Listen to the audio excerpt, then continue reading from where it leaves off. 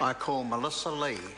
Mr. Speaker, it's a great pleasure to rise to support the second reading of the Vulnerable Children's Bill, sir.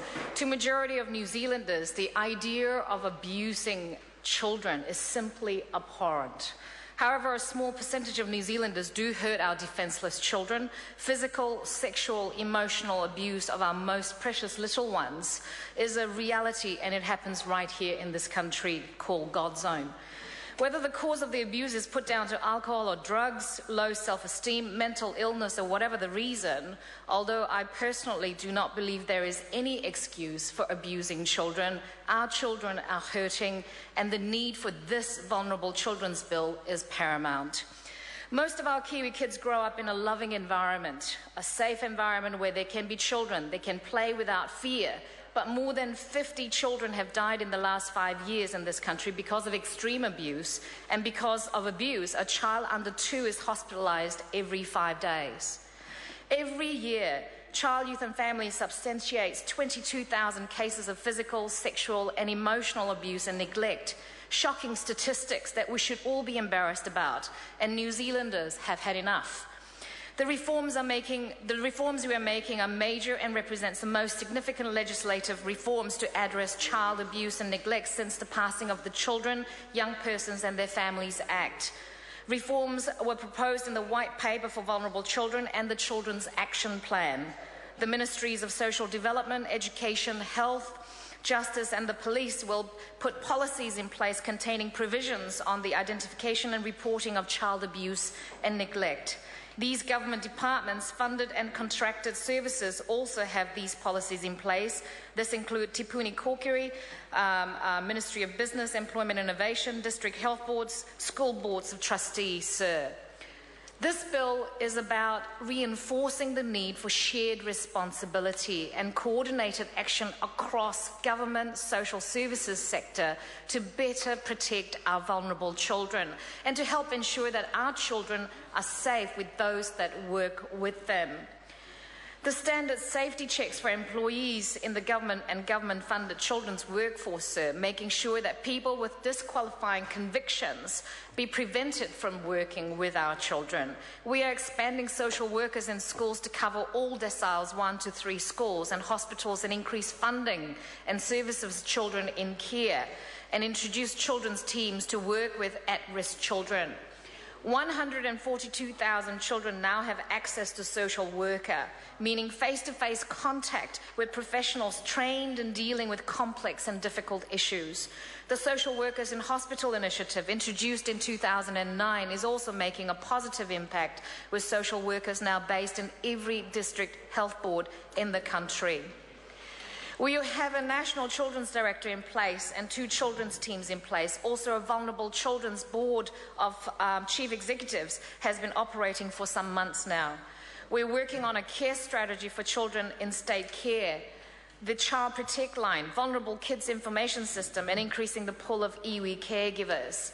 This is not just about a very narrow focus on vulnerable children. This is a government's response to our vulnerable children.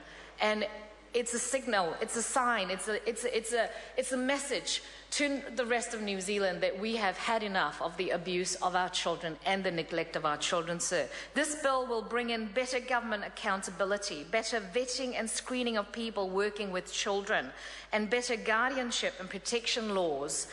Any person working for the government with children will be screened and vetted. This will affect around 280,000 workers. People with serious convictions will permanently be restricted from working closely with children, and the Social Services Committee recommend adding 18 more offences to the list of restricted convictions, meaning that a person who has committed any of these offences can't work alone with children or have responsibility for them. And I think that is a fantastic move where we've actually ended up with this bill, sir. The committee also recommended changes to protect employees' right without compromising the safety of children by providing a 5-day suspension period to address concerns between the employer and the employee before any termination can be actioned. Other committee recommendations include some minor changes to ensure clarity of the intent of the policy. And where abusive parents go on to have further children, they will also have to prove that they are fit parents or their children will be removed.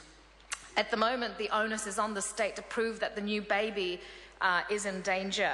This leaves an innocent life at risk, sir, and we don't want to do that. We want to protect them from harm, and this move, the onus putting back on the parents to prove that they are in fact safe to have the children with them, is a good move.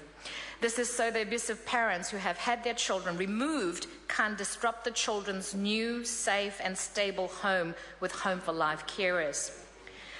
We introduced Home for Life in 2010, a home where a child can find stability and permanency, where they can feel secure enough to learn and to grow.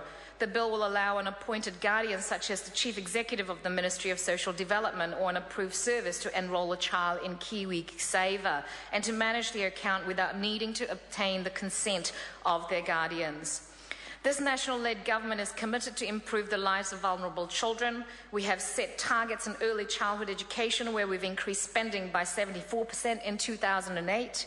In the year ending June 2013, 95.7% of children starting schools had previously participated in early childhood education. That is a great record. We have a target to increase infant immunisation rates so that 95% of 8-month-olds are fully immunised by December this year.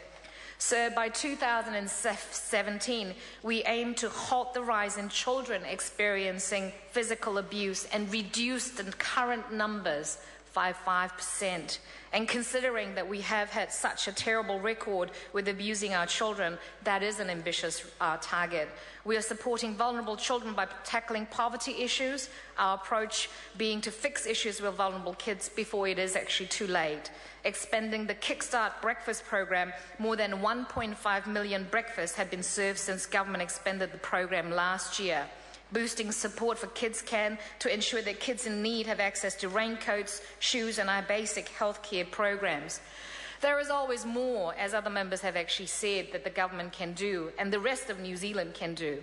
This government is fully committed to lifting the quality of all New Zealanders' lives, and this bill deals to the very heart of our shame, the shameful record, the shameful history of our abused and the most vulnerable. Sir, this is a great bill. I commend it to the House. Dr. Rajim Brazard. Thank you, Mr. Speaker. I'm pleased to take a call on the second reading of this bill.